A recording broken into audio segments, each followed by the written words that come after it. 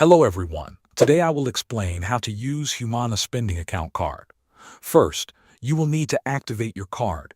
You have three options. The first option is to go online to healthybenefitsplus.com/Humana. On the website, you will be asked to enter your card number and some personal details.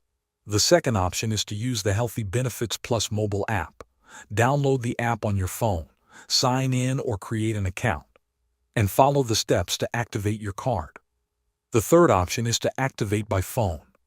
After your card is activated, the next step is finding stores that accept it. You can use the store locator tool on the Healthy Benefits Plus app or on the website. This tool shows nearby retailers that accept the Humana Spending Account Card. Common stores include CVS, Walgreens, Rite Aid, Walmart, and Dollar General.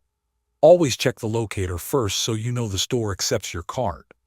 When shopping in store, choose items that are eligible under your plan. These are usually health, wellness, or approved grocery items.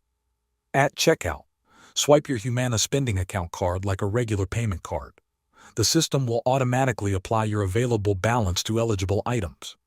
If some items are not eligible, you may need to pay for those separately. Thanks for watching.